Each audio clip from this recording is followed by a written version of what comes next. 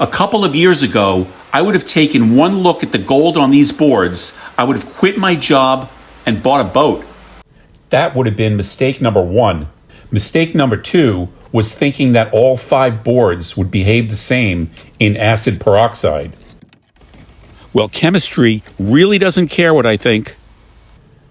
Let's take a look and see how all this began.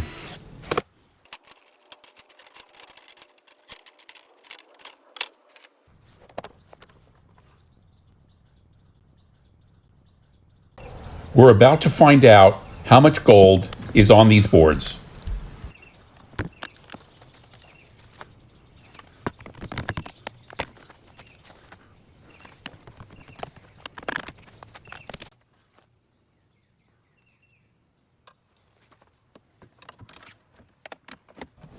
Don't forget the aquarium air bubbler.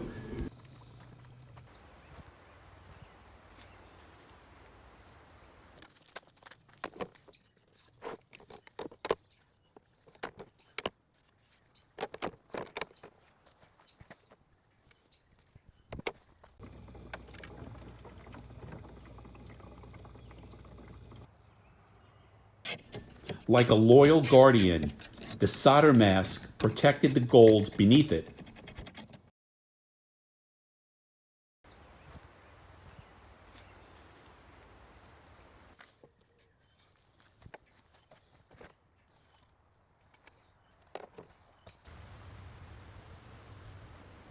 Still a troublemaker, needs a bit more time in the cupric chloride.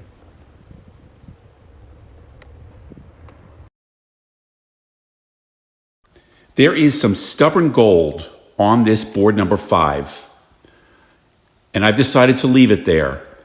I don't go after every atom, I don't have the time, plus I have a video to finish and a yield to determine. Some gold foils insist on hanging on by a thread. They will need, how do we say, a little more incentive. These 5 dead soldiers were no match for me.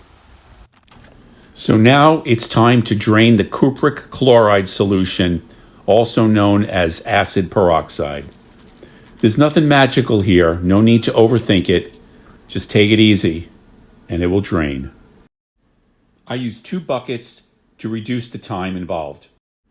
Now's a great time to talk about basic safety. Do not do this near your house. Protect your eyes, lungs, and hands.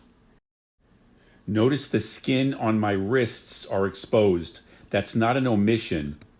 I don't use long gloves during the cupric chloride process, just with the aqua regia process.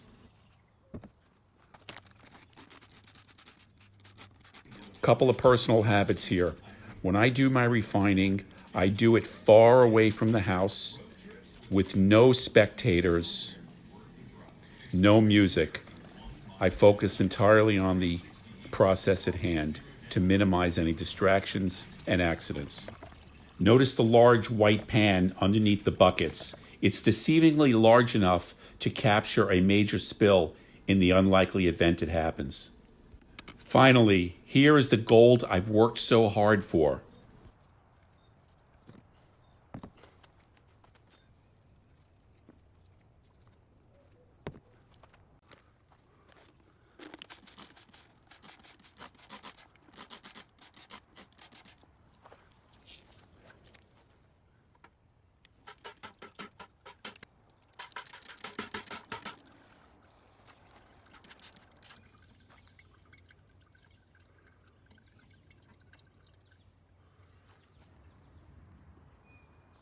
Notice how thick and bright the foils are. This is a testament to how the gold foils came off the boards in sheets. However, if you look closely, you will see bits of uninvited green solder mask in the gold foil pile. Let's carefully collect the 5th and final filter from the AP bucket. I now have 5 gold-filled filters that need to be rinsed. Unlike the motherboards, the filters give up the gold quite easily. Let's not forget the brown residue is gold.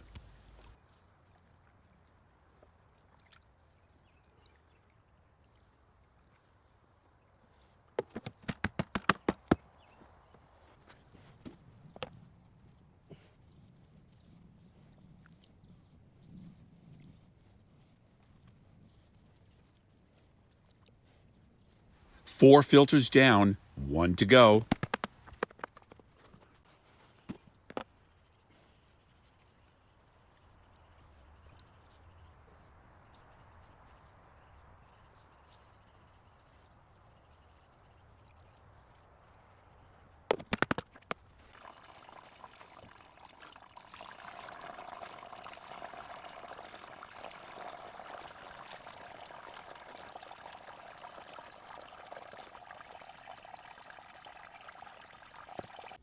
I collected all the gold foils from the rinse bucket and transferred them to a large beaker off camera.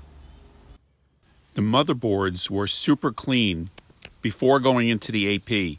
The only contaminants you'll see are pieces of solder mask. Let's evaporate the fluid, get a final weight, and wrap this video up. Uh-oh, I thought we were done with all of the surprises. Then this occurred. The beaker holding my gold just sustained a thermal fracture the moment I took the watch glass off. I suppose it didn't like the fresh air entering from the top. This is a harsh reminder that even at the finish line, chemical experiments can go sideways. Now can we wrap up this video? In the end, these 5 motherboards gave me more than just gold. They reminded me that patience matters, and assumptions can be wrong. And when chemistry gets the penultimate laugh, I get the last laugh. I'm not going to get overly excited about the final weight because number 1, there's a lot of green solder mask in there, and number 2, it's certainly not pure gold yet. I'll clean up this gold and refine it to 99.9% pure gold in future videos. Thanks for watching this. I hope you enjoyed watching this as much as I enjoyed making it.